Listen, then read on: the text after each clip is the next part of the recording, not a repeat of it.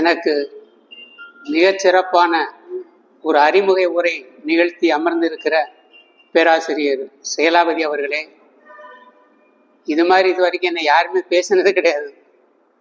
அந்த அளவிற்கு அவர் எல்லா தகவல்களையும் சேர்த்து ஏதோ பெரிய ஒரு ஆள் மாதிரியான ஒரு பிம்பத்தை உருவாக்கி இருக்கிறார். துணைத் தலைவர் அவர்களே, வந்திருக்கக்கூடிய பெரியவர்களே, உங்கள் அனைவருக்கும் வணக்கம். ஒவ்வொரு நிகழ்ச்சியையும் மிக சிறப்பாக உடனுக்குடனே அதை யூடியூப் மூலமாக பரப்பி கொண்டிருக்கக்கூடிய தம்பி பாபு, நம்முடைய பழைய மாணவர், அவர் இங்கே இருப்பது நமக்கெல்லாம் ஒரு மகிழ்ச்சி. அவர் மூலமாக இந்த தமிழ் சங்கத்தினுடைய நிகழ்ச்சி பல பேருக்கும் போய் சேருவதற்கு ஒரு வாய்ப்பு கிடைக்கிறது. அவருக்கு நம்முடைய பாராட்டுக்கள். இன்றைக்கு தலைப்பு அறிஞரை போற்றுவோம்.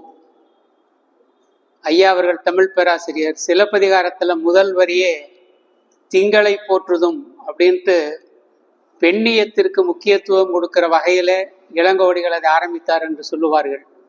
எல்லாரும் ஆண்கள் அவர்களுக்கு முக்கியத்துவம் கொடுக்கும் பொழுது திங்கள் என்பது பெண்களை குறிக்கக்கூடியது. அதற்கு பிறகு ஞாயிறு, மாமலை, அந்த மாதிரி அது மாதிரி அறிஞரை போற்றுவோம் அப்படின்னு ஒரு தலைப்பு கொடுத்திருக்கிறார்கள். யார் அந்த அறிஞர்கள் அப்படின்னா, 2 பேர். ஒருவர் விஞ்ஞானத்தை சேர்ந்தவர், ஒருவர் இலக்கியத்துறையை சேர்ந்தவர். அவங்க 2 பேருக்கு என்ன வேற தொடர்பு அப்படின்னா, இந்த 11ஆம் தேதி அவர்களை இணைக்கிறது. ஒருவர் 11ஆம் தேதியிலே பிறந்தவர், ஒருவர் 11ஆம் தேதியிலே மறைந்தவர். இதே பிப்ரவரி 11. இருந்தாலும் மறைந்தாலும் பேர் சொல்ல வேண்டும் அப்படிங்கிறது மாதிரி அவர்களை இன்றும் இந்த உலகம் நினைத்து பார்க்கிற காரணத்தினாலே இந்த தமிழ் சங்கத்திலே அவர்கள் இருவரையும் இணைத்து ஒரு உரைங்கிறத விட நம்ம எல்லாரும் ஒன்றா சேர்ந்து சிந்திக்கக்கூடிய ஒரு வாய்ப்பு. அவ்வளோதான். நான் ஏதோ பெருசாக விஷயம் தெரிஞ்சவன் பேச போகிறேன் அப்படிங்கிற மாதிரி இல்லை. அதில் நீங்களும் பங்கு பெறுவீர்கள், பதில் சொல்லுவீர்கள், கலந்து கொள்வீர்கள். இந்த 2 பேர் யார் யார் அப்படின்னா, ஒருவர் தாமஸ் ஆல்வா எடிசன், இன்னொருவர் ஜியு போப்.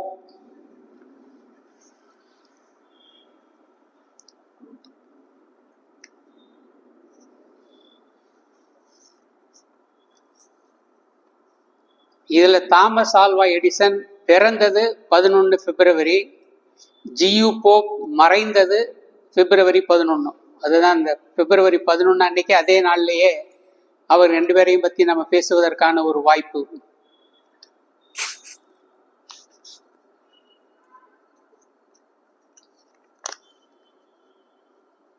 இது பார்த்தா உங்களுக்கு நல்லா தெரியுது இல்லையா எல்லாருக்கும்? இது என்னன்னு சொல்லுங்க. 500 ரூபா நோட்டு. இது வர்ற வழியில கீழே கிடந்தது. இங்க இருக்கிறவங்க யாராவது இந்த நோட்டுக்கு சொந்தக்காரர் இருக்கீங்களா?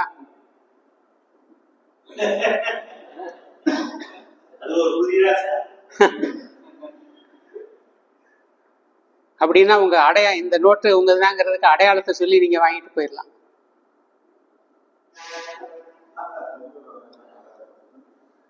எல்லாரும் பைய தொட்டு பாக்குறீங்க, நம்ம போட்டோமா இருக்கா இல்லையா?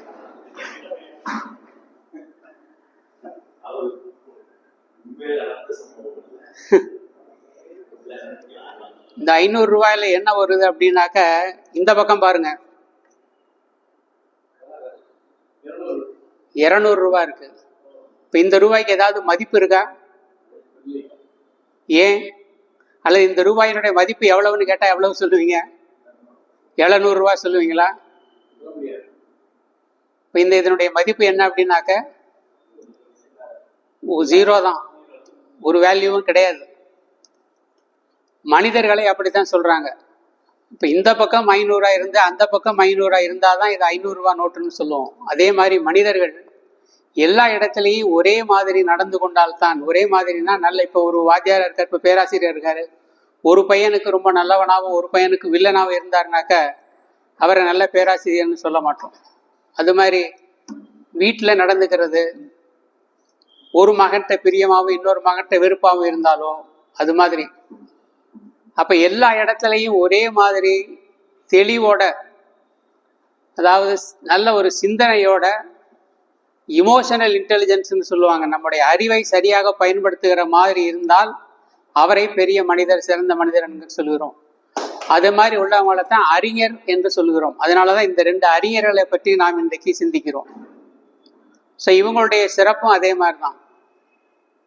ஏன்னா நம்முடைய அறிவு வேலை செய்யலை அப்படின்னா நம்ம வாழ்க்கையில ஜெயிக்க முடியாது. இப்போ அறிஞர்னு சொல்றதுக்கு காரணம் அவங்க அறிவை பயன்படுத்தினால தான். இப்போ ஒரு வீட்டிலேயே ஒரு அம்மா உட்காந்துருக்காங்க, ஃபோன் வருது. அந்த ஃபோனில் பேசுகிறவர் கேட்காரு, ஹலோன்னு உடனே இந்த அம்மா ஹலோன்னு சொல்லிட்டு, இது அறிவுமதியினுடைய வீடு, அவங்க அம்மா பேசுகிறேன் அப்படின்னு அந்த அம்மா சொல்கிறாங்க.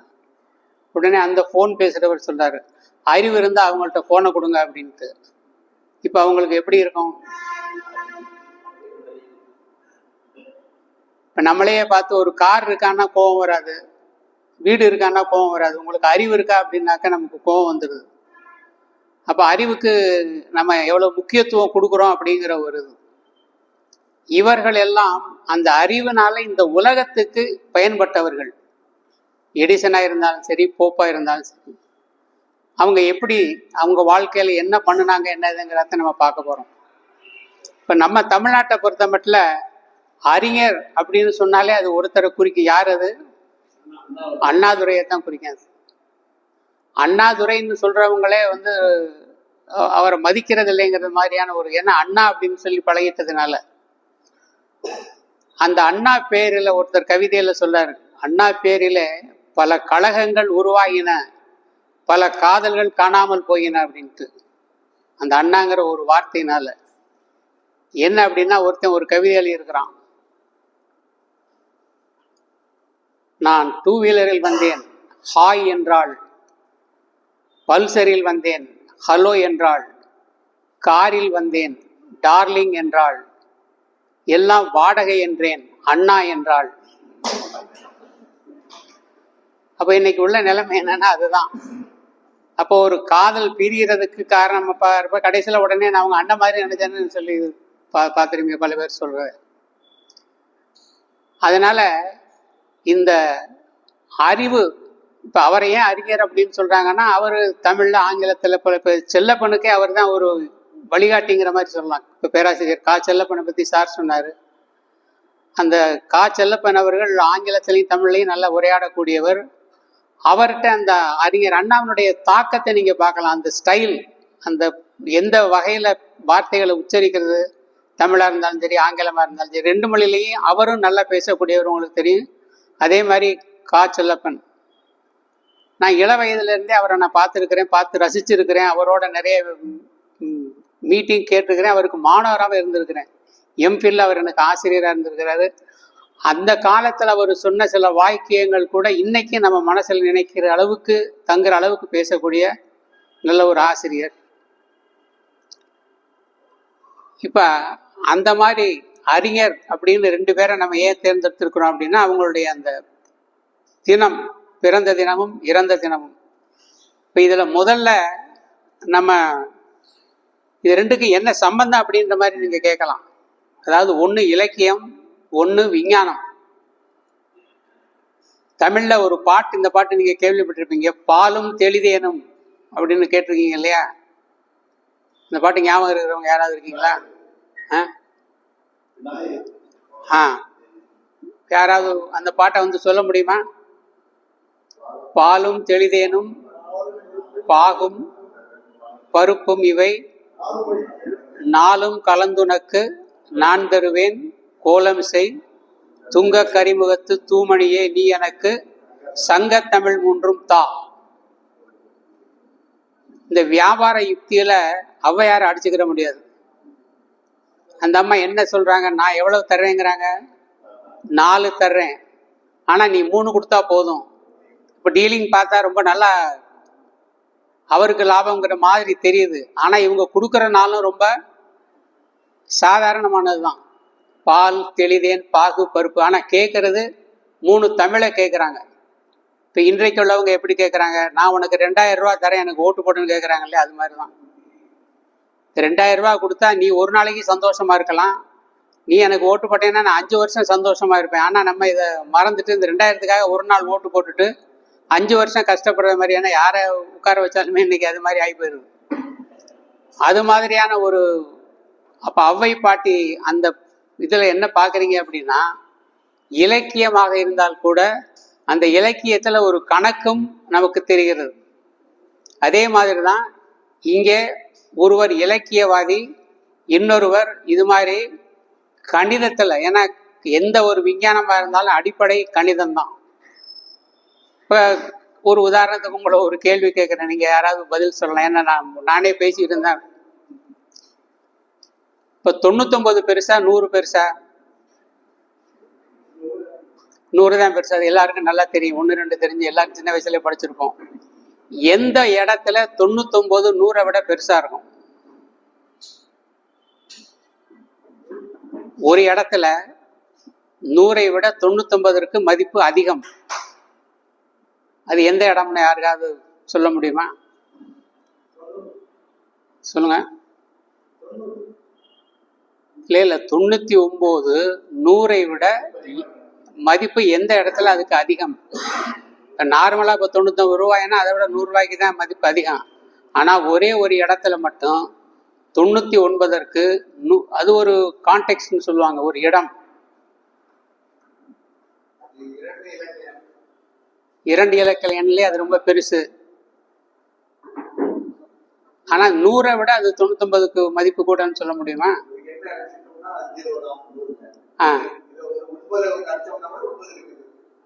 அடிச்சாக்க இல்ல, நம்ம இப்போ பல இது சொல்றதுனால ஒண்ணு, ஒவ்வொருத்தரும் ஒரு மாதிரி சிந்திக்கிற ஒரு இதுதானே, அதனால ஒண்ணுது கிடையாது. எப்ப அப்படின்னு பாத்தீங்கன்னா, ரேங்க் வச்சு பார்க்கும் பொழுது 99வது ரேங்க்குக்கு 100வது ரேங்கை விட மதிப்பு கூட இல்லையா? இப்போ கிளாஸ்லேயே ஃபர்ஸ்ட் ரேங்க் வாங்குறவனுக்கு மதிப்பு கூடவா இல்லை செகண்ட் ரேங்க் வாங்குறவனுக்கு கூடவா? First rank. ஆனால் ஒன்று நம்பர் சிறுசு தான் இல்லையா 2ஐ விட. அதே மாதிரி 99வது ரேங்க் வாங்குறவன் 100வது ரேங்க் வாங்குறவனை விட அவனுக்கு மதிப்பு கூட.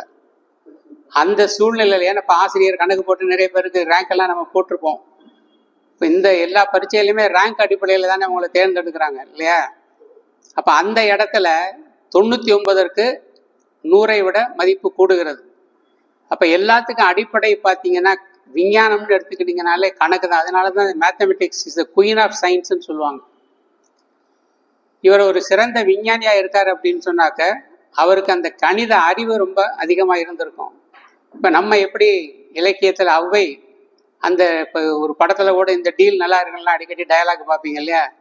அது மாதிரி இந்த ஔவையார் கொடுத்த ஒரு டீல், நான் 4 தரேன், நீ எனக்கு 3 கொடு அப்படிங்கிறது மாதிரி. இப்போ முதல்ல நம்ம இன்னைக்கு பிறந்தவரை பற்றி பார்ப்போம். ஏன்னா அதுக்கு தான் நம்ம இம்பார்ட்டன்ஸ் கொடுப்போம் இல்லையா? வழக்கமாக முக்கியத்துவம் கொடுக்கறது யாருன்னா இன்னைக்கு பிறந்தவர். இன்னைக்கு பிறந்தவர் இந்த தேதியில 11 பிப்ரவரியில் பிறந்தவர் அப்படின்னாக்க தாமஸ் ஆல்வா எடிசன். அவரை பற்றி உங்களுக்கு எல்லாருக்கும் நல்லா தெரியும், கேள்விப்பட்டிருப்பீங்க. எந்தெந்த வகையில் அவர் நம்மளோட வாழ்க்கையில் அன்றாட வாழ்க்கையில் தொடர்பு வச்சிருக்கிறார் அப்படின்னாக்க, இப்போ இந்த ரூமுக்குள்ளே நுழைஞ்ச உடனே நம்ம லைட்டை போடுறோம். அப்போ லைட்டை போட்டால் அதுதான் அவருக்கு காரணமாக இருக்காரு. அது அந்த எலக்ட்ரிசிட்டினால தான் இந்த ஃபேனு, ஏசி மற்ற எல்லாமே. ஸோ நம்ம வாழ்க்கையை நல்லபடியாக ஆக்குனவர் அப்படின்னாக்கா அதில் எடிசனுக்கு ஒரு பெரிய பங்கு இருக்கு. இது மாதிரி அவருடைய சிறப்புகள், ஏன் அவரை நம்ம அறிஞர்னு சொல்றோம் அப்படிங்கிறத தான் நம்ம பார்ப்போம்.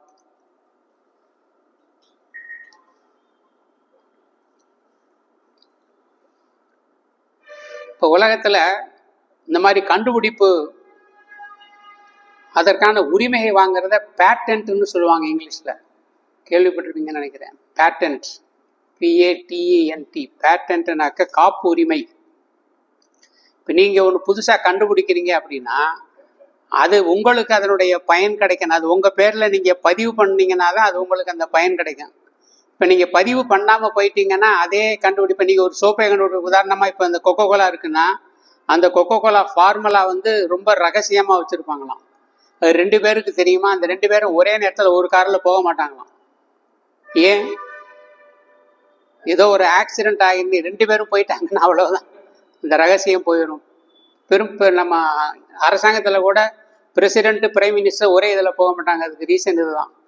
2 பேருக்கும் ஒரே நேரத்தில் ஒரு ஆபத்து வந்துருச்சுன்னு சொன்னாக்க நாடு சிக்கலான சூழ்நிலைக்கு போயிருங்கிறதுனால எப்போவுமே அவங்க தனித்தனியாக தான் போவாங்க. அது மாதிரி அந்த கொக்கோ கோலா, இதே மாதிரி அந்த கொக்கோ கோலா ரகசியம் தெரிஞ்சதுன்னு சொன்ன, ஏன்னா அந்த ரகசியம் அந்த ஃபார்முலாவில் தான் இருக்குது. அந்த கொக்கோ கோலாங்கிறது இன்னைக்கு அது உலகம் முழுக்க எல்லாரும் சாப்பிடக்கூடிய ஒரு நல்லதாக கெட்டதானே அது வேறு விஷயம். பல பேர் அதை வந்து இப்போ நல்லதில்லை கெடுதல்னு சொல்லிக்கிட்டு இருக்காங்க. அவங்களுக்கு கேள்விப்பட்டிருப்பீங்க, தெரியும். அது மாதிரி இவர் அந்த காலத்துல 1093 காப்புரிமைகள் வாங்கினவர் தாமஸ் ஆல்வா எடிசன். இதுதான் அவருடைய பெரிய சிறப்பு. இப்போ சாதாரணமா ஒரு விஷயத்த புதுசா கண்டுபிடிச்சதை நம்ம பயன்படுத்தலாம்.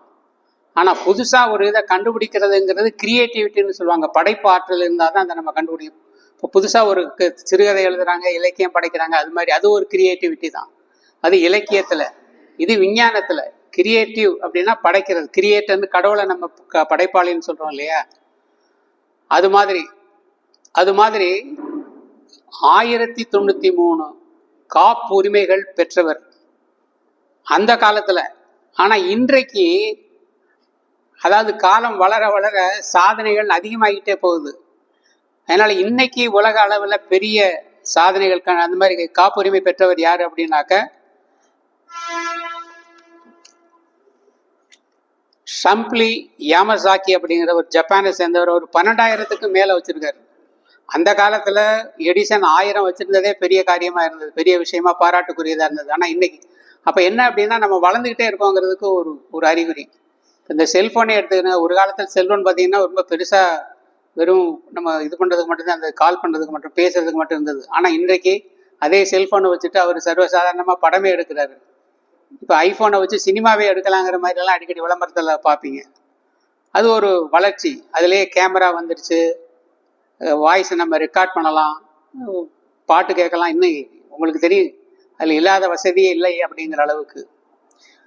அது மாதிரி புது கண்டுபிடிப்புகள் உருவாக நம்முடைய வாழ்க்கை வளமை. ஏன்னா எதுக்காக இந்த கண்டுபிடிப்பு பொதுவாக விஞ்ஞானத்தில் நிறைய கண்டுபிடிக்கிறது என்ன நமக்கு ஆதாயம் அப்படின்னா, நமக்கு நேரம் மிச்சமாகிறது தான். ஏன்னா உலகத்திலேயே ரொம்ப விலை உயர்ந்தது அப்படின்னு பார்த்தீங்கன்னா டைம். இப்போ வீட்டில் கணவன் மனைவி உறவு பல இடங்கள்ல இதா போயிருது இல்லையா, பிரச்சனையா போயிருது. இப்போ அம்மாவையும் இப்போ மனைவியையும் கம்பேர் பண்ணும்பொழுது என்ன சொல்றாங்க, இப்போ கடவுள் வந்து அம்மாவை படைச்சார். ஏன்னாக்கா அவரு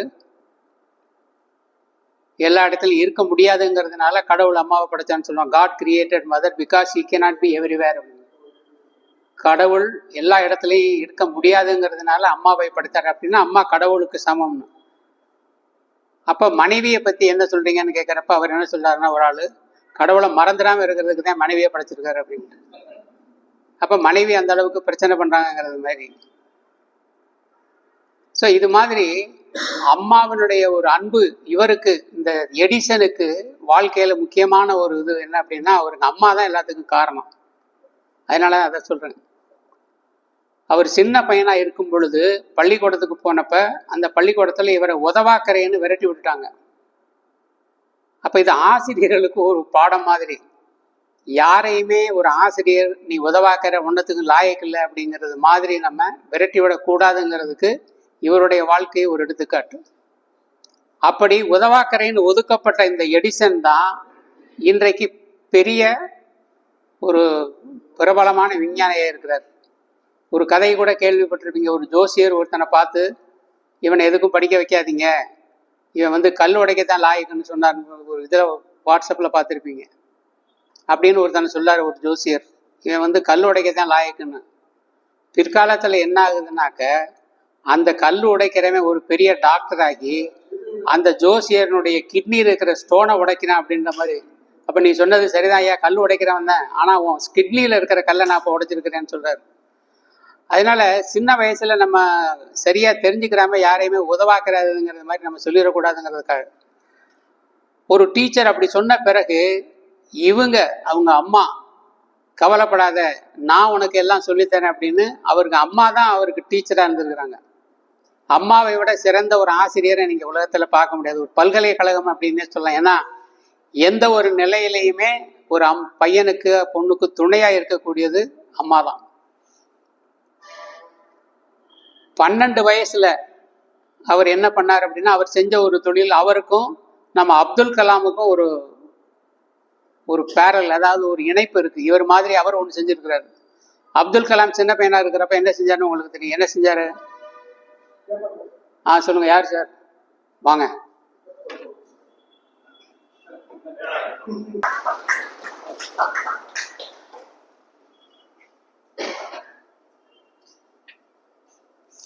அப்படி பேப்பர் போட்ட அப்துல் கலாம் பிறகு அதே பேப்பர்ல தலைப்பு செய்தி அவர் அளவுக்கு உயர்ந்தது நமக்கு நல்லா தெரியும்.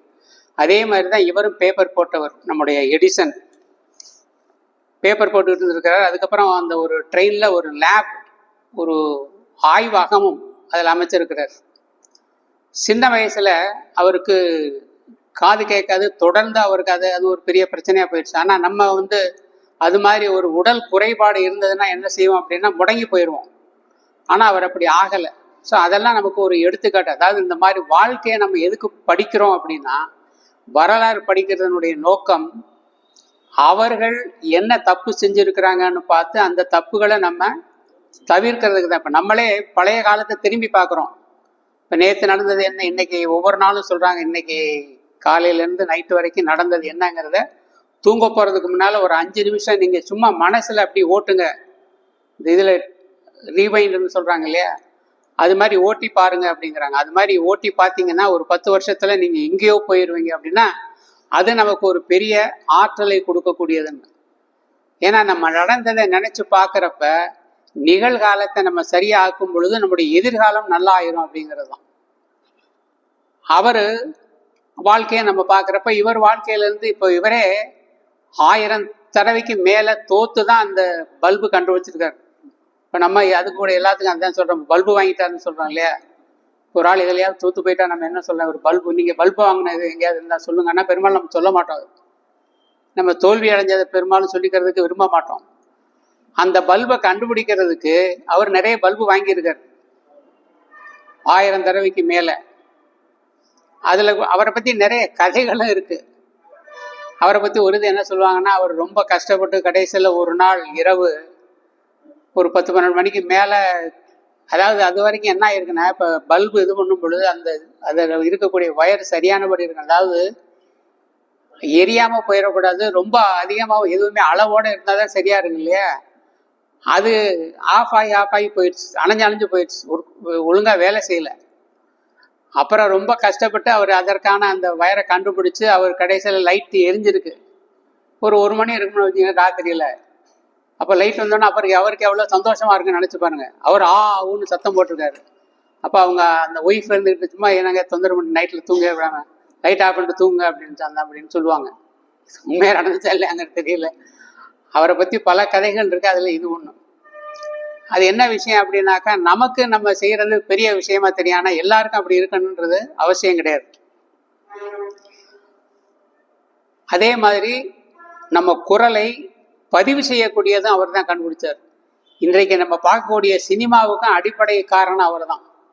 முதல்ல எல்லாம் நீங்கள் இந்த ஃபில்ம்னு பார்த்துருப்பீங்க. இப்போ இவர் இன்னைக்கு பார்க்கறது டிஜிட்டல் ரெக்கார்டிங். இது எல்லாம் இப்போ இதில் எடுக்கும் பொழுதே மாற்றிக்கலாம், குறைக்கலாம், கூட்டலாம், அழிக்கலாங்கிற மாதிரி. அந்த ஃபில்மில் அப்படி கிடையாது. அந்த காலத்துலலாம் ஒரு படம் எடுத்து அதுக்கப்புறம் அதை இது பிரிண்ட் போட்டு அந்த படத்தை கொஞ்சம் பார்த்து ரஷ்ன்னு சொல்லுவாங்க, பார்த்து அதுக்கப்புறம் தொடர்ந்து எடுக்கிறது, அந்த மாதிரியெல்லாம் இருந்தது. அதில் முக்கியமானது என்னென்னா, வரிசையாக படமாக இருக்கும், அந்த ஃபில்ம் இருக்கும். அதில் ஒரு குறிப்பிட்ட அளவு வேகத்தில் அது ஓடும் பொழுது நமக்கு அது வேகமாக ஓடுற மாதிரி தெரியும். அது ஒவ்வொன்றும் தனித்தனி படம் தான். நீங்கள் சின்ன வயசில் அந்த ஃபில்மெல்லாம் வச்சு விளையாண்டுருப்பீங்க இங்கே இருக்கிறவங்க, சும்மா அப்படி பார்த்து. அதை ஒரு குறிப்பிட்ட வேகத்தில் ஓட்டும் பொழுது, வேகமாக சுற்றும் பொழுது அது நமக்கு ஒரு படம் மாதிரி தெரியுது. இதை அவர் தான் மோஷன் பிக்சர்னு சொல்லுவாங்க. அதை வெறுமனே பார்த்தீங்கன்னா ஒரு கேமரா ஒரு தனியாக ஒரு படம் எடுக்கிறோம், ஆனால் தொடர்ச்சியாக ஒரு 15 படம் 20 படம் அதே சேர்த்து எடுத்து அந்த இது பார்த்துருப்பீங்களா, அந்த வீல் அதில் வேகமாக ஓட்டும் பொழுது ஸ்க்ரீனில் பார்க்குறப்ப உங்களுக்கு குதிரை ஓடுற மாதிரியும் ஆள் வர்ற மாதிரியும். அதற்கு பிறகு அதில் குரல் முதல்ல எல்லாம் ஊம படமாக தான் இருந்தது. அதுக்கப்புறம் இதையும் சேர்த்த பிறகு இன்றைக்கி நம்ம பார்க்கக்கூடிய ஒரு படம். அதில் இருந்து வளர்ந்தது தான் இன்றைக்கி இந்த டிஜிட்டல். இன்றைக்கி எல்லாமே எலக்ட்ரானிக் அந்த முயற்சி அந்த அடிப்படையில் செஞ்சுட்டு இருக்கிறாங்க. அப்போ எல்லாத்துக்கும் அடிப்படை காரணம் இவர் தான் முதல் அந்த எலக்ட்ரிக் பவர் பேங்க் அப்படிங்கிறது மாதிரி ஒரு இதை ஆரம்பிச்சிருக்கிறாரு. அவருடைய கொட்டேஷன், அவருடைய வாக்கியங்கள்ல முக்கியமான 1-2 மட்டும் சொல்றேன். Opportunity is missed by most people because it is dressed in overalls and looks like work. அதாவது என்ன சொல்றாரு அப்படின்னாக்க, வாய்ப்பு அப்படிங்கிறது நமக்கு ஏன் தெரியறது இல்லை அப்படின்னா, அது மாறு வேஷத்துல வருது. உழைப்பு அப்படிங்கிறது தான் அது மாறு வேஷத்துல, அது நமக்கு விரும்புறது இல்லை. நமக்கு உழைப்பை பெரும்பாலும் நம்ம எல்லாரும் இந்த காலத்துல எதை நம்ம விரும்புறோம்? அதிர்ஷ்டத்தை தான் விரும்புகிறோம். இப்போ யார்கிட்டையுமே நம்ம போய் கேட்டால் வாழ்க்கையில் அதிர்ஷ்டம், இப்போ பணம் சம்பாதிக்கிறதுக்கான வழி கூட கேட்கறது இல்லை. அதிர்ஷ்டசாலியாக இருக்கிறதுக்கு ஏதாவது வழி இருக்கா? என்ன வழி இருக்குது? எங்கே போய் கற்றுக்கிற முடியும்? இப்போ நீங்கள் நானே இப்போ சொல்கிறேன், உங்களெல்லாம் நான் லக்கி பர்சனாக மாற்றுறேன் அப்படின்னு. இப்போ யூடியூப் அதில் நிறைய வீடியோ அந்த மாதிரி போடுறாங்க. இந்த நம்பரை எழுதுனாக்க நீங்கள் அதிர்ஷ்டசாலி ஆகலாம், இந்த கலர் இதை பண்ணீங்க அதை பண்ணீங்க. நானா அது மாதிரி போட்டு நம்ம அதிர்ஷ்டசாலி ஆகிறதுக்கு வாய்ப்பு இருக்கா? அவருக்கு வாய்ப்பு இருக்கு. இந்த மாதிரி வீடியோ நீங்க நிறைய பார்க்கும் பொழுது அவருக்கு காசு கிடைக்கலாம். அதனால அவங்க விஞ்ஞானத்தை அடிப்படையா பார்க்குறவங்க அதையெல்லாம் ஒத்துக்கிற மாட்டாங்க.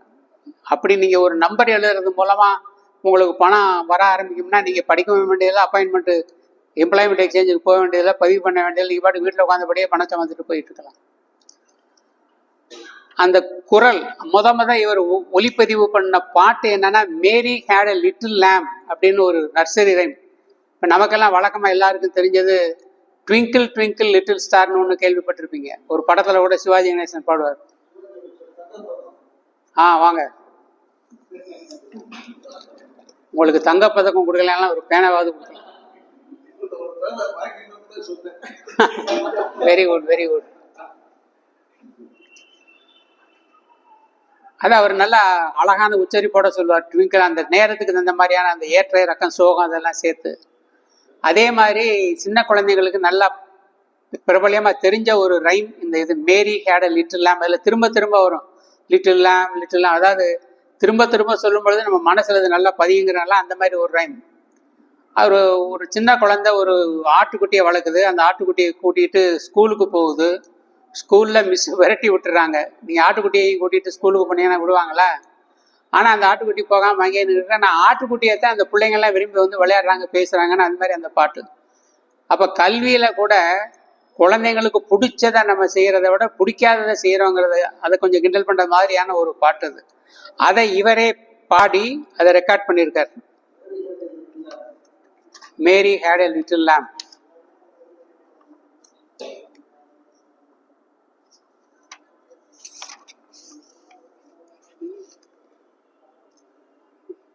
இப்போ உலகத்தில் நம்ம பெரிய சாதனைகள் புரிகிறவங்க, இப்போ இளையராஜாவை பற்றி அன்னைக்கு ஒருத்தர் ஒரு மீட்டிங்கில் பேசிட்டு இருந்தார்.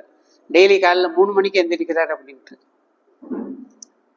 அதாவது நம்ம வாழ்க்கையில் பெரிய ஆளாக வரணும்னா வேற ஒன்றும் செய்ய வேண்டியது. 3 மணிக்கு நம்ம எந்திரிக்கிற ஒரு பழக்கம் வந்தாலே ஒரு பெரிய விஷயம். ஏன்னா அந்த 4:30லேருந்து 6 வரைக்கும் நல்ல அருமையான நேரம் நீங்கள் சிந்திக்கிறதுக்கு, ஏதாவது படைப்பாற்றல் வேணும் அப்படின்னாக்க.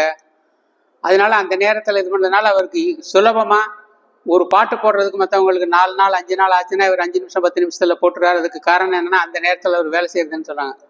பெரிய ஆளுங்க போகிறோம், நம்ம பிரைம் மினிஸ்டராக இருந்தாலும் சரி, சிஎம், நம்ம நினைக்கிறோம் நல்ல பெரிய பதவிக்கு போயிட்டா ரொம்ப நேரம் தூங்கலாம், ரெஸ்ட் எடுக்கலாங்கிற மாதிரி. ஆனால் அவங்களுக்கு தான் அதிகமான உழைப்பு தேவைப்படும். ஒரு நாளைக்கு 12 மணி நேரம் கூட போதாதுங்கிற அளவு இருக்கு. இவர் ஒரு நாளைக்கு 4 மணி நேரம் தான் தூங்குவாராம், எடிசன். இப்போ நம்ம 4 மணி நேரம் முடிச்சிருக்கிறதுக்கே ரொம்ப கஷ்டப்படுற மாதிரி நம்ம இருக்கிறோம். ஸோ 4 மணி நேரம், அதுவும் ஒரு பெஞ்சில் தான் படுத்து தூங்குவாராம், லேபில், அவருடைய ஆய்வகத்தில். இப்போ ஏஆர் ரஹ்மான் ஸ்டுடியோவில் தான் என்ன இருப்பார்னு சொல்லுவாங்க, இளையராஜா அதே மாதிரி. அவங்களுக்கு அது மாதிரி வேலையை விரும்பி செய்கிறதுனால அந்த வேலையை அவங்களுக்கு கஷ்டமாக தெரியறதில்லை. இப்போ நமக்கு வாழ்க்கையில் ஜெயிக்கணும்னா ஒன்று சொல்லுவாங்க, நம்ம எப்படா ஞாயிற்றுக்கிழமை வரும்னு நினைக்கிறவங்க வாழ்க்கையில் பெருசாக ஜெயிக்க முடியாது. எப்படா திங்கக்கிழமை வரும்னு நினைக்கிறவங்க தான் ஜெயிக்கலாம் அப்படிங்கிற மாதிரி. இப்போ ஞாயிற்றுக்கிழமை லீவு நல்லது தான். ஆனால் டெய்லி ஞாயிற்றுக்கிழமையாக இருந்தால் நீங்கள் நினச்சி பாருங்க, நீங்களே வீட்டில் உட்காந்து ஓய்வு எடுக்கலாம். ஆனால் அங்கேருந்து புறப்பட்டு இங்கே வர்றதுன்னா அதுக்கு ஒரு உழைப்பு, ஒரு முயற்சி தேவைப்படுது இல்லையா? என்ன எதுக்காக நீங்க வர்றீங்க? ஏதோ ஒரு 2 விஷயம் இவர் மூலமா ஏதாவது தெரியுமா, ஏதாவது ஒரு மணி நேரம் பயனுள்ளதா இருக்குமா அப்படிங்கிற மாதிரி. அது மாதிரி உழைக்கிறதுக்கு தயாரா இல்லை அப்படின்னு சொன்னா நம்ம வாழ்க்கையில எதையும் சாதிக்க முடியாதுங்கிறதுக்கு இவர் ஒரு சிறந்த எடுத்துக்காட்டு. கடைசியில அவர் இறந்த பொழுது அந்த நாடு அப்ப பிரசிடண்டா இருந்தவர் ஹெர்பர்ட் ஹூவர் அமெரிக்காவில் எப்படி அஞ்சலி செலுத்தினாங்க அப்படின்னா, he requested to dim the lights. அந்த விளக்கை கொஞ்ச நேரத்துக்கு அப்படியே ஆஃப் பண்ற மாதிரி பண்ணிட்டு இருக்காங்க. ஏன்னா இப்ப இந்த விளக்கு இருக்கிற வரைக்கும் உங்களுக்கு எடிசனுடைய பெருமை தெரியாது. இந்த லைட்டை ஆஃப் பண்ணாதான் உங்களுக்கு எடிசன் பெருமை தெரியும். அந்த இருட்டில் உட்கார்ந்து இருக்கிறப்ப அந்த இருட்டா இருக்கிற நேரத்தில் மறுபடியும் லைட் வரும்பொழுது இது எடிசன் தான் இதுக்கு காரணம்ங்கிறது தெரியும். அதுக்காக அவங்க என்ன வகையில் இது பண்ணாங்க அப்படின்னா, கொஞ்ச நேரத்துக்கு அந்த லைட்டை டிம் பண்ணி எடிசனுக்கு இதுதான் நம்முடைய ட்ரிபியூட்னா நம்முடைய அஞ்சலி அப்படிங்கிற மாதிரி அவங்க செஞ்சிருக்கிறாங்க. ஸோ நம்ம வாழ்க்கையில தெரிஞ்சுக்கிற வேண்டிய ஒரு விஞ்ஞானி, உழைப்பை பொறுத்த மட்டும் நமக்கு ஒரு நல்ல எடுத்துக்காட்டு. அவருக்கு பல பிரச்சனைகள், அதாவது வாழ்க்கையில தடை இல்லாமல் யாரும் முன்னுக்கு வர்றது கிடையாது. அதையெல்லாம் மீறி அவர் எப்படி வந்தார் அப்படிங்கிறதான். அப்ப இது மாதிரி வாழ்க்கை வரலாறு நம்ம சின்ன குழந்தைங்களுக்கு நிறைய என்ன சொல்றாங்கன்னா பயோகிராஃபின்னு சொல்லுவோம். இந்த வாழ்க்கையை படிக்கிற பழக்கத்தை நம்ம உண்டு பண்ணணும் அப்படின்னு. இன்னைக்கு புத்தகம் படிக்கிற பழக்கம் ரொம்ப குறைஞ்சு போச்சு.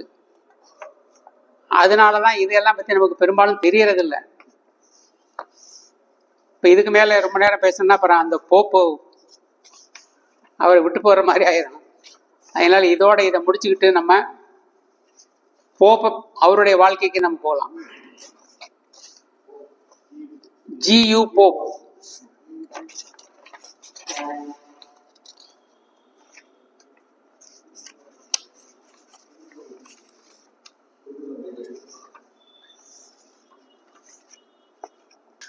ஜி.யு. போப். அந்த ஜி.யு. அப்படிங்கிறது என்ன அப்படின்னு யாருக்காவது ஏற்கனவே கேள்விப்பட்டிருக்கீங்களா?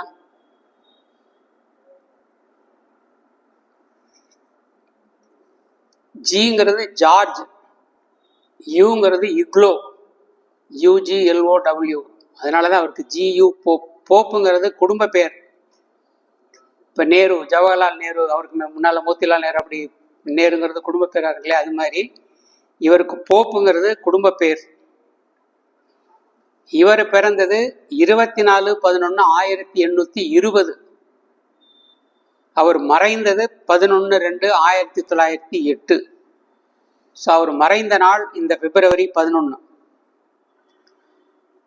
அவர் பிறந்தது கனடா, அதாவது அவங்க குடும்பம் அங்கே நேரத்தில் அங்கே போயிருக்காங்க, அதனால அங்கே பிறந்தாரு. அவங்க என்ன இப்போ இங்கே நம்ம மதம் ஹிந்து, அதில் சிவம் வைஷ்ணவம் அந்த மாதிரி இருக்கிற மாதிரி, அங்கே இங்கிலாண்டில் நீங்கள் பார்க்கக்கூடியது பெரும்பாலும் முதல்ல ஆரம்பத்தில் எல்லாருமே என்ன மதத்தில் இருந்தாங்கன்னா கத்தோலிக்க மதம். அந்த கத்தோலிக்க மதத்துக்கு தலைவர் அப்படின்னா போப். அவருக்கு போப்பு தான். இவர் ஜி.யு. போப், இவர் பேரு போப்பு, அவருடைய பதவி போப். கேத்தலிக்ஸ் எல்லாத்துக்கும் ஹெட்னா தலைவராக இருக்கிறவர் போப். அப்ப எல்லா இதுலையுமே கொஞ்சம் கேள்விகள் கேட்குற ஒரு இது வரும் இல்லையா? அப்போ மார்ட்டின் லூத்தர் அப்படிங்கிற ஒரு கேள்வி கேட்க ஆரம்பிச்சு அந்த கத்தாலிக்க ரிலிஜன்ல இருக்கிற அந்த மதத்தில் இருக்க குறைபாடுகளை சுட்டி காட்டி அதுலேருந்து வந்தது தான் ப்ராட்டஸ்டன்ட் அப்படிங்கிற மதம். ப்ரொட்டஸ்ட்னா எதிர்ப்பு தெரிவிக்கிறது ஆங்கிலத்தில். அதுலேருந்து வந்த வார்த்தை தான் ப்ராட்டஸ்டன்ட். அந்த நேரத்தில் இங்கிலாந்துல அந்த ப்ராட்டஸ்டன்ட் மாதிரியே உருவான ஒரு இது ஆங்கிலிக்கன்ஸ்ன்னு சொல்லுவாங்க. இவர் அந்த மதத்தை சேர்ந்தவர். அது கத்தோலிக்க மதம் கிடையாது, ப்ராட்டஸ்டன்ட் ஃபுல்லா அப்படியும் கிடையாது. அது ரெண்டுக்கும் இது பண்ண மாதிரி. ஆனா கத்தோலிக்க மதத்தை விட ப்ராட்டஸ்டன்ட் மதத்துக்கு கொஞ்சம் நெருக்கமான ஒரு மதம் இவர் இருந்தது, ஆங்கிலிக்கன். அவங்க அப்பா ஒரு மத போதகர், இவரும் ஒரு மத போதகராக தான் இந்தியாவுக்கு வந்தார். அந்த மதத்தை பரப்புறதுக்காக இந்தியாவில் அவர் 40 வருடங்கள் இருந்திருக்கிறார். அவர் வரும்பொழுது 19 வயசு. 19ல இருந்து இங்கே பல இடங்கள்ல இருந்திருக்கிறார். ஒரு தமிழ் சினிமா பாட்டு ஒன்று கேட்டிருப்பீங்க, காற்று வாங்க போனேன் கவிதை வாங்கி வந்தேன் அப்படின்ட்டு. எம்ஜிஆர் படத்தில் வரக்கூடிய பாட்டு. வாங்க, யாரு? கலங்கரை வழக்கம். வாங்க.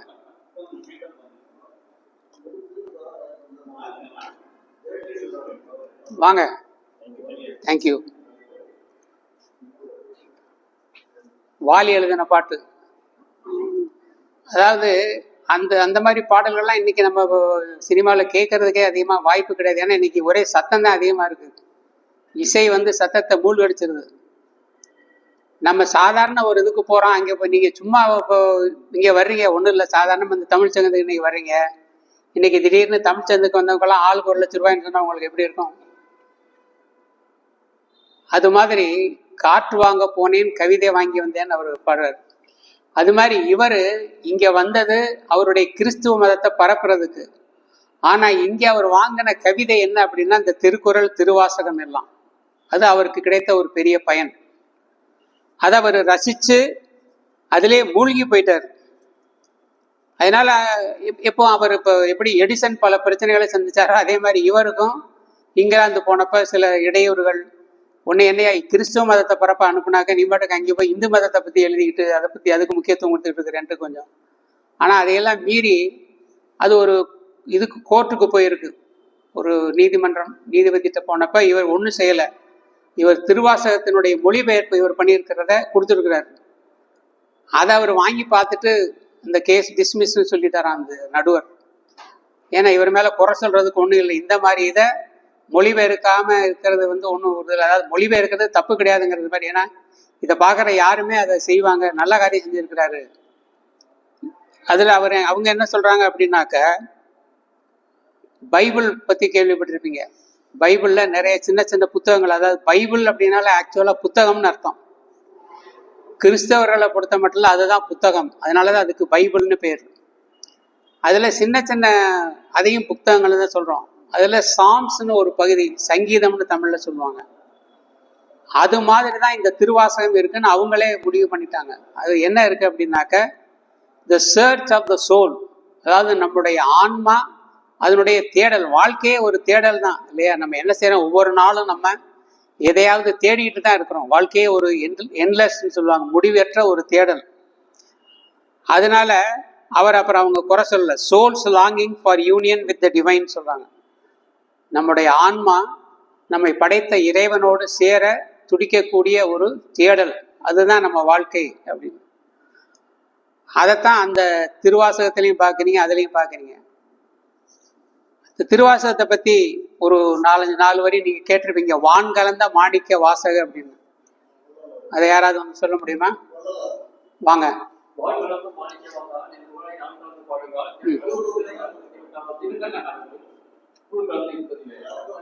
ஓகே, ஆரம்பிச்சு முடிச்சிட்டாரு. வாங்க. வான் கலந்த மாணிக்க வாசக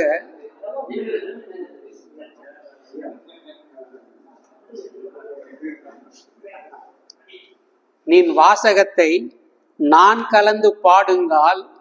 அவர் எப்படி சொல்றாரு பாருங்க. நற்கருப்பம் சாற்றினிலே தேன் கலந்து பால் கலந்து செழுங்கனி தீச்சுவை கலந்து என் ஊன் கலந்து உயிர் கலந்து ஓட்டாமல் இனிப்பதுவே.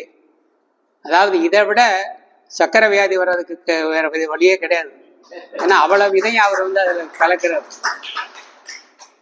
அப்ப எவ்வளவு ஊன்றி அவர் அந்த வள்ளலார் அதை படிச்சிருப்பார். அவர் தான் வாடிய பயிரை கண்டபோதெல்லாம் வாடினேன்னு சொன்னவர். அது மாதிரி எல்லாத்துலேயும் நம்ம இறைவனை பார்க்கக்கூடிய ஒரு மனநிலை, இந்த ஒன்றாக காண்பதுவே காட்சின்னு சொல்லுவாங்க. அது மாதிரி அந்த மாணிக்கவாசகர் எழுதின திருவாசகத்தை படிக்கிறவங்க திருவாசகத்திற்கு உருகார், ஒரு வாசகத்திற்கு உருகார்னு சொல்லுவாங்க. அதனாலதான் இவர் அப்படியே உருகி போயிட்டார். உருகி போய் அந்த திருவாசகத்தை, அவர் மொழி ஆங்கிலம், அவருக்கு 10 மொழிகள் கிட்ட தெரியும். ஜியு போப் இங்க தமிழ் படிச்சிருக்கிறாரு. அவருக்கு ஏற்கனவே ஆங்கிலம் தெரியும், சான்ஸ்கிரிட் தெரியும், அப்புறம் இந்தியாவில் இருக்கிற மலையாளம் போன்ற சில மொழிகள், அதுக்கப்புறம் வெளிநாட்டு மொழின்னு சொன்னால் கிரீக்கு, லாட்டின், ஹீப்ரு. அப்போ பன்மொழி புலவர், பன்மொழி வித்தகர்னு சொல்லலாம். அத்தனை மொழி படிச்சிருந்தால் கூட தமிழ் மேல அவருக்கு ஒரு தனி பற்று இருந்ததற்கு காரணம் இந்த இலக்கியங்கள்லாம், திருக்குறளும் திருவாசகம் தான். அதனாலதான் அவருடைய 3 ஆசைகள்ல ஒன்னா என்ன சொன்னார் அப்படின்னாக்க, என்னுடைய கல்லறையில் இது மாதிரி எழுதி வைங்க அப்படின்னு. இங்கே ஒரு தமிழ் மாணவன் உறங்குகிறான் அப்படின்னு. ஆனால் அது நடக்கலைன்னு சொல்கிறாங்க. அது என்னாச்சு அப்படின்னாக்க, அவர் இறந்த நேரத்தில் அதற்கான வாய்ப்பு கிடைக்கல. அதற்கு பிறகு அதில் அந்த 3 ஆசைகள்னு அவர் உயிரில் குறிப்பிட்டதில் ஒன்று இது. அவருடைய கல்லறையில் இந்த மாதிரி எழுதி வைக்கணும்னு ஒன்று. இன்னொன்று, அவருடைய கல்லறையை கட்டுவதற்கு தமிழகத்தில் இருக்கிற அறிஞர்களுடைய ஒரு பகுதியாவது அவங்க பணம் கொடுக்கணுங்கிற மாதிரி. இப்போ நம்ம ஒரு கல்லறையை கட்டணும் அப்படின்னு நினைக்கிறப்ப அதில் தமிழ் அறிஞர்கள், தமிழர்களுடைய பங்கு இருக்கணும் அப்படிங்கிற மாதிரி அவர் ஆசைப்பட்டிருக்கிறார். அதுவும் உடனே நடக்கலை. அதற்கு பிறகு கொஞ்ச நாள் கழித்து இங்கே இருந்த சில தமிழ் அறிஞர்கள் முயற்சி செஞ்சு அங்கே ஒரு நினைவு இது மாதிரி சின்ன மாதிரி அமைச்சிருக்கிறாங்க. அதில் யார் முக்கிய பங்கு ஆற்றியிருக்கிறார் அப்படின்னா, திருவிக்கான்னு கேள்விப்பட்டிருப்பீங்க. திருவி கல்யாண சுந்தரனார், தமிழ் தென்றல். அவர் ஒரு பெரிய தமிழறிஞர், உங்களுக்கு நல்லா தெரியும். அவருடைய முயற்சியினால பல பேருடைய இதில் கொஞ்சம் பணம் அப்புறம் சேர்த்து அந்த இது பண்ணியிருக்காங்க. இன்னொன்று, அவருடைய கல்லறையில் திருக்குறள், அவர் மொழிபெயர்த்த திருக்குறள், திருவாசகம், அது ரெண்டினுடைய பிரதியை அதில் வைக்கணும்னு ஆசைப்பட்டார். ஆனால் ஏன்னா இதெல்லாம் நடக்கிறதுக்கான வாய்ப்புகள் குறைவு, அதனால் அது நடக்க முடியலை. அது எல்லாம் நமக்கு என்ன தெரியுது அப்படின்னா, தமிழ் மொழி மேலே, தமிழ் இலக்கியத்தின் மேலே எவ்வளவு அவர் அன்பு வச்சிருந்தார் அப்படிங்கிறது.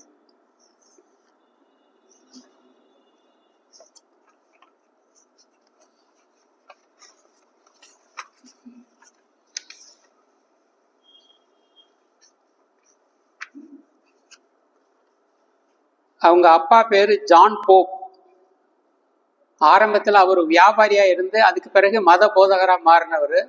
அதனால தான் அந்த அடிப்படையில் இப்போ அப்பா வாத்தியாராக இருந்தால் பையன் பெரும்பாலும் வாத்தியாராக இருக்க ஒரு வாய்ப்பு இருக்குது. டாக்டராக இருந்தால் டாக்டர் இல்லை, ஏன்னா அந்த மாதிரி அவர் மத போதகராக இருந்ததுனால இவர் அந்த மாதிரி ஆயிட்டார். அவங்க அம்மா பேரு கேத்தரின். அவர் இந்தியாவுக்கு வந்தது அவருடைய 19வது வயசுல. அவர் முத இருந்த இடம் எதுனாக்க, தூத்துக்குடியில சாயர்புரம் அப்படிங்கிற பகுதி. அங்கேதான் அவர் தன்னுடைய சேவையை ஆரம்பிச்சிருக்கிறாரு. அவருடைய மனைவி மேரி, அவங்க கொஞ்ச நாள்ல கல்யாணம் ஆகி இறந்து போயிட்டாங்க. அதுக்கப்புறம் 2வது ஒரு கல்யாணம் பண்ணியிருக்காரு, ஹென்ரிட்டா அப்படின்ட்டு. நம்ம ஊருக்கு பக்கத்துல அவர் கொஞ்ச நாள் இருந்திருக்காரு. எங்கே அப்படின்னா தஞ்சாவூர் செயின்ட் பீட்டர் ஸ்கூல் அப்படிங்கிறதுல அவர் எங்கே வேலை செஞ்சிருக்காரு, GU போப். ஸோ அப்போ திருச்சிக்கு ஓரளவுக்கு நெருக்கமானவர் ஆகிறார். சாயர்புரத்தில் இப்போ இந்த சென்ட் ஜோசப் காலேஜ் மாதிரி உள்ளவங்க, தொடர்புள்ளவங்க உங்களுக்கு தெரியும். அங்கே சாமியாருங்க இருக்காங்க இல்லையா, இந்த சாமியாருங்களுக்கு பயிற்சி கொடுக்கக்கூடிய பள்ளி கல்லூரின்னு இருக்கு. அது மாதிரி அவருடைய மதத்தில் சாமியார்கள் உருவாக்குறதுக்கான ஒரு செமினரியை அவர் ஆரம்பிச்சிருக்கிறார், GU போப். அதுக்கு பிறகு ஊட்டிக்கு போய் அங்கேயும் இதை தொடர்ந்துருக்கிறாரு. அங்கே இருந்து அதுக்கு பிறகு லவ்டேல், எல்லாரும் நீங்கள் நிறைய கேள்விப்பட்டிருப்பீங்க. ஊட்டியில் ரொம்ப பிரபலமான ஒரு பள்ளி லவ்டேல் ஸ்கூலில் படித்தாங்க. இப்போ நம்ம திருச்சியில் எப்படி கேம்பியன், அப்புறம் இந்த மற்ற CBSE ஸ்கூல்லாம் பெருமையாக சொல்கிறோம் இல்லையா, அதே மாதிரி ஒரு இது. அதற்கு பிறகு பெங்களூரில் பிஷப் காட்டன் பாய்ஸ் ஸ்கூலுங்கிறதுல முதல்வராக இருந்திருக்கிறார், பிரின்சிபல். 1881 வரைக்கும் இருந்திருக்கிற, கிட்டத்தட்ட 40 வருஷம் இருந்துட்டு அதுக்கப்புறம் ஆக்ஸ்போர்டு போய் அங்கே மறுபடியும் கல்வி பணியில் இருந்திருக்காரு. அங்கே போய் தமிழ் தெலுங்கு ரெண்டையும் நடத்தியிருக்கார் மாணவர்களுக்கு. ஸோ இந்தியாவில் அவர் செலவழித்தது 40 வருடங்கள். திருக்குறளை அவர் மொழிபெயர்த்திருக்கிறாரு. இப்போ திருக்குறள் மாதிரி ஒரு நூலை மொழிபெயர்க்கிறதுங்கிறது, மொழிபெயர்ப்பு அப்படிங்கிறதே ஒரு சுலபமான விஷயம் கிடையாது. ஒரு மொழியில இருக்கிற கருத்தை இன்னொரு மொழிக்கு கொண்டு போய் இப்போ நம்ம மனசுல நினைக்கிறதே நம்ம பெரும்பாலும் சொல்ல முடியறதில்லை. இப்போ வீட்டிலேயே புருஷன் பொண்டாட்டிக்குள்ள நிறைய சண்டை வர்றதுக்கு காரணம் என்ன? நம்ம சொல்ல நினைச்சது ஒன்றா இருக்கும், நம்ம சொன்னது வேறையா போயிடும், அதில் பிரச்சனை வரும், சண்டை வரும். அப்போ நம்ம நினைச்சதையே நம்ம சொல்ல முடியலைங்கிறப்ப இன்னொருத்தர் சொன்னதை கரெக்டாக நம்ம இன்னொரு மொழியில் சொல்றதுங்கிறது அவ்வளவு சுலபம் கிடையாது.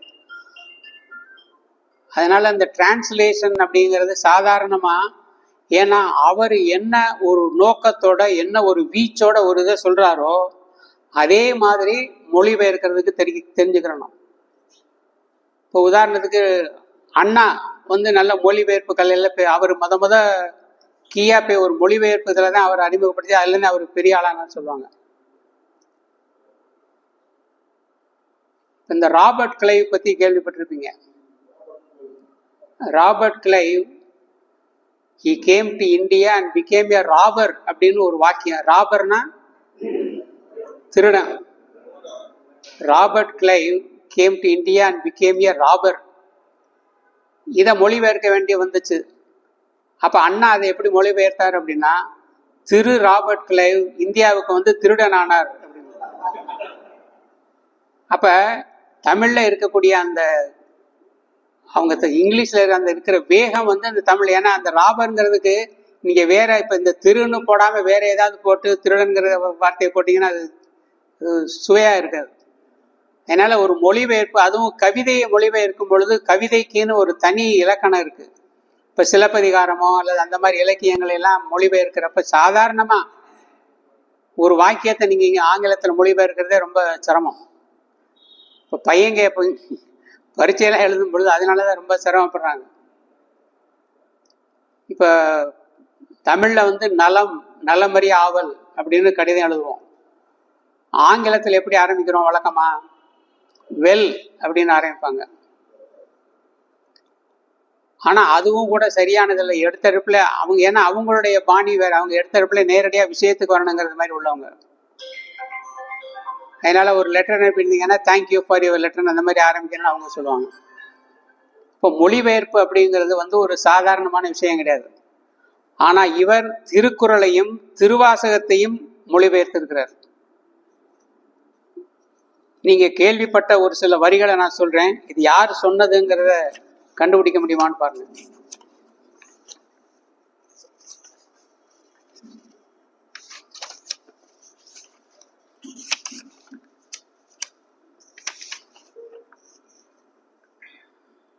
ஔவை கோர் சிலை, அறம் வளர்த்த கண்ணகி கோர் சிலை, வளையாத நெஞ்ச பாரதிக்கும் வணங்காமுடி. வாங்க சார், இது வரைக்கும் பேனா நீங்க தான் வாங்கல, வாங்க. அதனால கடனை செட்டில் பண்ணிட்டாரு.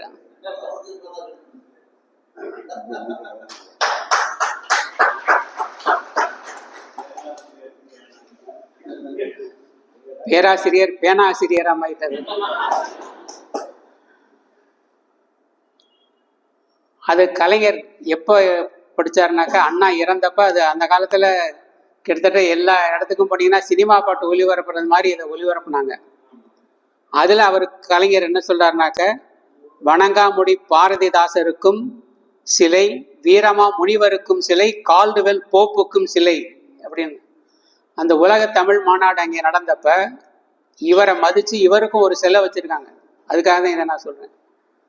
இப்ப தமிழ்நாடு அவருக்கு உரிய கௌரவத்தை கொடுக்கணும் அப்படிங்கிறதுக்காக அவருக்கு அந்த சிலை அங்கே சென்னையில மெரினா பீச்சில் நீங்க போனீங்கன்னா ஒரு 10 சிலை அப்புறம் வரும். அதுல 10 சிலை வைத்ததினால் அண்ணன் தமிழின்பால் கொண்டுள்ள பற்றுதலை உலகறிய, அந்த அண்ணனுக்கு ஒரு சிலை வைத்த போது அவர் ஆள்காட்டி விரல் மட்டும் காட்டினார்லாம் வரும். ஆணையிடுகிறார் என் அண்ணா என்று இருந்தோம், ஆனால் இன்னும் ஓராண்டே வாழப்போகிறேன் என்று சொன்னது இன்றென்றோ புரிகிறது. இந்த மாதிரி கலைஞர்கள் இருக்கு. அந்த கவிதையில நம்ம பார்க்கறது என்னன்னாக்க, இந்த போப்புக்கு சிலை வைத்த விஷயம். அப்போ போப்புக்கு நம்ம அரசு கொடுக்க வேண்டிய மரியாதை, அது மட்டும் இல்லாம அதற்கு பிறகு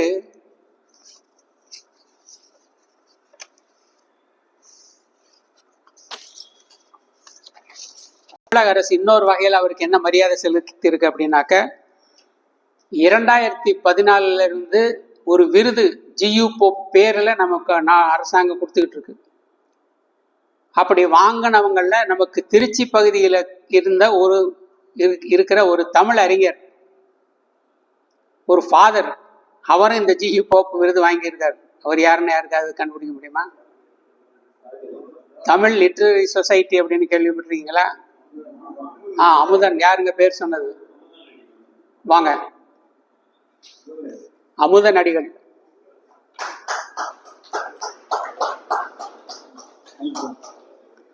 அவருக்கு அந்த ஜியு போப் விருது கொடுத்துருக்குறாங்க. அப்ப அது என்ன எவ்வளவு கொடுத்தாங்க அப்படின்னா, ஒரு சவரன் 1 லட்சம் ரூபாய்.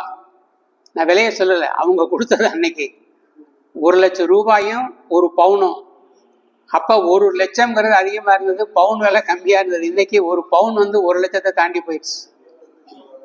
அதனுடைய மதிப்பு கூடிக்கிட்டே போகிறதுனால. ஸோ இங்கே இருக்கிற ஒருத்தரும் அதில் வாங்கியிருக்காரு, நம்ம திருச்சி பகுதியை சேர்ந்தவங்கிறது நமக்கு ஒரு பெருமை. அவருக்கு 2022 அந்த பரிசு கிடைத்தது. ஸோ இவரை பொறுத்த மட்டும் நம்ம முக்கியமாக என்ன தெரிஞ்சுக்கிறோம் அப்படின்னா, நம்ம தமிழ் மொழி எப்படி எல்லாரையும் ஈர்க்கக்கூடியது அப்படின்னு. இன்றைக்கு என்ன நம்ம முக்கியமாக மனசில் வச்சுருக்க வேண்டியது, நம்ம குழந்தைகளுக்கு இப்போ சில பேர் நம்ம இங்கிலீஷு சரியாக தெரியலைன்னு குறைப்பட்டுக்கிறோம். இங்கிலீஷு தெரியணும், ஓகே, தெரியலைன்னா கூட பரவாயில்லை.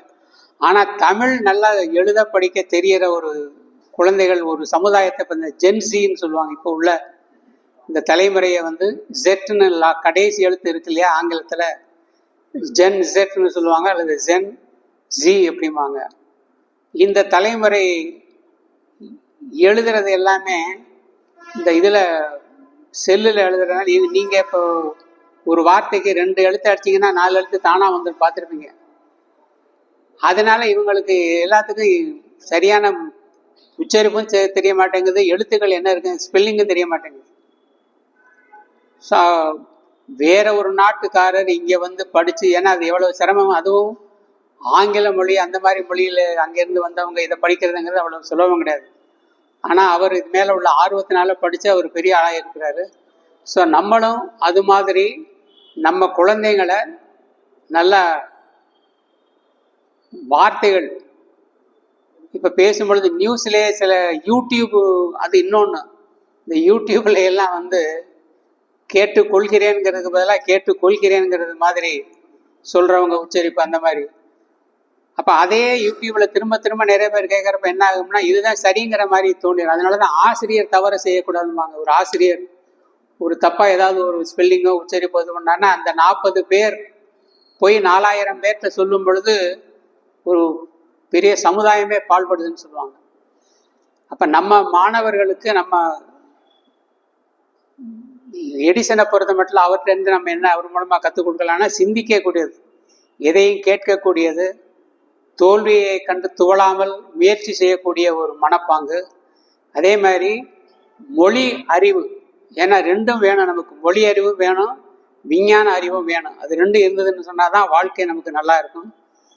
புத்தகங்கள் படிக்கக்கூடிய ஒரு பழக்கம், இந்த புத்தகத்தை அதை பற்றி கூட ஒரு ஆள் ஒரு கவிதை எழுதியிருக்காரு, அலமாரியில் ஒரு பிணம். என்ன பிணம் அப்படின்னா புத்தகம். புத்தகத்தை கொண்டு விட்டாங்க அப்படின்னு.